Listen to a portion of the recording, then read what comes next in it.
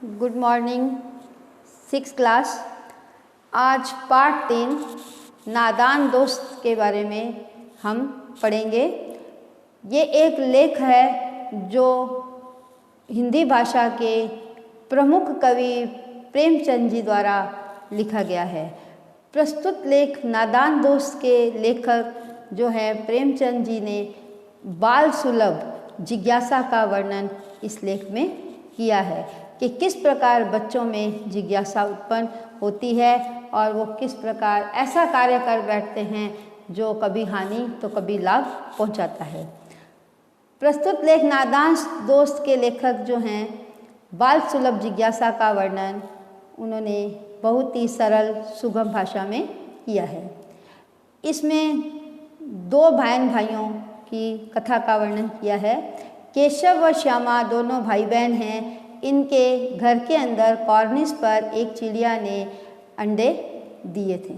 वे दोनों बच्चे उन्हें आते जाते देखते रहते थे। उनमें जिज्ञासा है कि अंडे कितने बड़े होंगे, किस रंग के होंगे।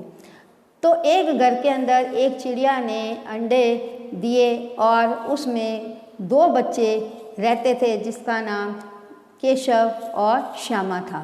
ये दोनों बहन भाई उस अंडों को देखने के लिए बहुत ही उत्सुक थे और उसमें हमेशा ये एक दूसरे से प्रश्न करते रहते थे कि अंडे कहाँ से निकलेंगे, क्या कितने बड़े होंगे, किस रंग के होंगे, बच्चे अंडों में से कैसे निकलेंगे।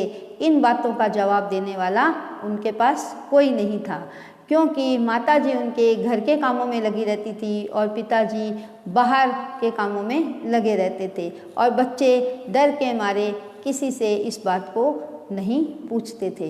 बच्चे अंडों को देखने के लिए अधीर हो उठते थे। चिड़िया बेचारी इतनी दाना कहाँ से लाएगी। केशव और श्यामा पर्याप्त दाना ना मिल पाने के कारण चिड़िया के बच्चों के मर जाने की आशंका से कॉर्निस पर थोड़ा दाना रख देने का फैसला करते हैं। जब वो आपस में बहन भाई ये वार्तालाप करते हैं कि ये चिड़िया अंडों को सेती है, अंडे कहाँ से निकलेंगे, कैसे आएंगे, क्या टूट जाएंगे, क्या ये मर जाएंगे और चिड़िया जो है किस प्रकार इनके दानों का, इनके भोजन की व्यवस्था करेगी, इस बात की चिंता करते हुए बच्चे जो हैं कॉर्निस पर थोड़ा दाना रखने का फैसला करते हैं। दोनों ने कपड़े की छत बना देने के लिए भी सोचा और माँ से छुपाकर चावल और कपड़े की व्यवस्था भी कर ली। तो उन्होंने कहा, देखा, सोचा, आपस में वार्तालाप किया कि कपड़े की छत बनाकर इनके ऊपर डाल दी जाए ताकि धूप और वर्षा से बचाव हो सके। उन्होंने अपनी माँ से छुपाकर चावल और कपड़े की व्यवस्था भी कर ली। कूड़े की टोकरी से ढकने की बात भी कही कि उनके घर में कचरा पात्र था, एक छोटी सी टोकरी थी और वो कूड़ा गिराकर उन्होंने कूड़े की टोकरी से उन अंडों को ढकने के लिए सोचा। गर्मी के दिन होने के कारण माँ दोपहर में दोनों बच्चों को सुलाकर स्वयं भी सो जाती है, परंतु बच्चे अंडों की हिफाजत की तैयारी करने लगते हैं। भरपूर तेज गर्मी के कारण अक्सर घरों में दोपहर के समय विश्राम किया जाता है। तो इस प्रकार उन दोनों बच्चों को भी माँ ने सुला दिया और वह स्वयं भी सो गई। परंतु बच्चों में इतनी उत्सुकता थी कि उन्होंने अंडों की हिफाजत करने की तैयारियां करने लगे। बच्चे स्टूल के सहारे कॉर्निस तक चढ़ गए। जैसे ही केशव का हाथ अंडों पर लगा तो चिड़िया उड़ गई। श्यामा ने कहा, भैया मुझे भी अंडे दिखाओ। केशव उसे आश्वासन देने लगा, परंतु उसे अंडे नहीं दिखाता। श्यामा केशव की शिकायत करने की माँ से कहती है। तो इस प्रकार केशव जो है वो बड़ा भाई होता है, तो वो अंडों की जब तैयारी करता है तो वो उसको अंडे दिखाने की बात उनकी बहन श्यामा कहती है, लेकिन वो उसको मना कर देता है कि तुम गिर जाओगी और तुम इस स्टूल को पकड़े रखो। फिर वो उसको डराती है कि मैं माँ से कहती हूँ कि भैया मुझे अंडे नहीं दिखा रहा। इस वाद विवाद के बीच माँ वहाँ आ जाती है और उन्हें डांटती है। दोपहर को माँ द्वारा दोनों बच्चों को सुला देने के बाद श्यामा 4 बजे उठ जाती है और वह उठकर कॉर्निस के पास ऊपर की तरह देखती है। तो इतनी उत्सुकता होती है कि जब माँ आती है वहाँ पर और उनको डांटती है कि तुम दोपहर के समय तुम बहन भाई क्या कर रहे हो, लेकिन वो माँ के डर से वापस जा कर के सो जाते हैं और सोने का बहाना एक नाटिका करते हैं कि भी हम सो रहे हैं, परंतु वो सोते नहीं हैं। 4 बजे श्यामा जो है उठ जाती है और उठकर कॉर्निस के पास जाकर उस तरफ अंडे को देखती है। संयोग से नीचे देखकर वह दौड़ती हुई कमरे में जाकर अपने भाई को उठाकर बताती है कि अचानक उसकी नज़र जो है नीचे पड़ती है और वह दौड़ती हुई कमरे में जाकर अपने भाई को उठाकर बताती है कि चिड़िया के अंडे नीचे गिरे पड़े हैं, उनके बीच में बच्चे नहीं हैं और वह उड़ गए हैं। केशव घबराकर वहाँ आता है तो देखता है कि अंडे टूट चुके हैं। केशव जब बुरी तरह से घबरा जाता है, डर जाता है और वो देखता है कि अंडे टूटे पड़े हैं, उनमें से चूने जैसा सफ़ेद पदार्थ बाहर निकल रहा है। श्यामा ने कहा, बच्चे कहाँ उड़ गए? तब बहन भाई डर जाते हैं और श्यामा ने कहा कि बच्चे कहाँ उड़ गए, उन्हें ये मालूम नहीं होता कि बच्चे तो अभी पैदा हुए ही नहीं हैं।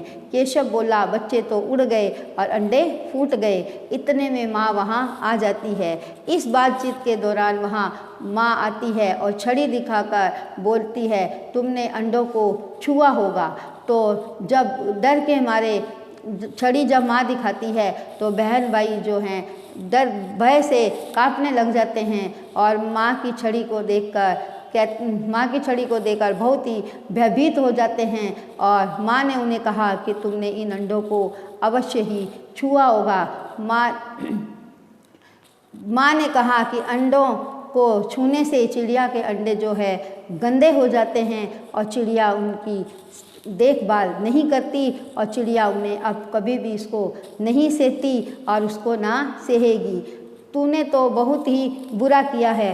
तो माँ डांटती फटकारती उनको कहती है कि तुमने तो बहुत ही बुरा किया है और उसे पापी कहकर बताया कि तुमने तो चिड़िया के अंडों को मारकर बहुत बड़ा पाप किया है और उसे पापी बताया।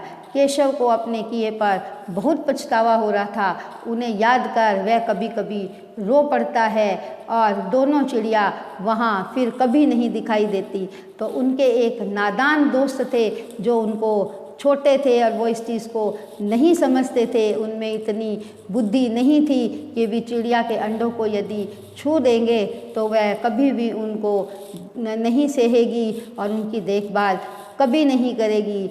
इस कहानी को जब लेखक बार बार याद करते हैं, अपनी बचपन की यादों में जब जाते हैं, अपने अतीत में जाते हैं, तो वो बहुत घबरा जाते हैं और उन्होंने कभी भी दोबारा ऐसा कार्य नहीं किया। अपनी तरफ से उन्होंने चिड़िया के अंडों की रक्षा बहुत की हिफाजत की, लेकिन उन्हें ये पता नहीं था कि अंडे को छूने से चिड़िया वापस उनको नहीं सहती है।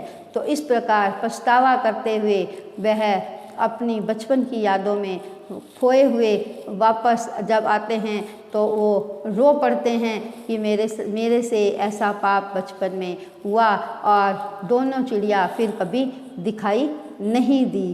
तो इस कहानी से ये भी शिक्षा मिलती है कि नादान दोस्त की हिफाजत एक जिस प्रकार छोटे बच्चों ने की, पूछकर किसी अनुभवी व्यक्ति से पूछकर यदि हम पक्षियों की हिफाजत करते हैं तो ये एक बहुत ही लाभदायक कार्य होगा।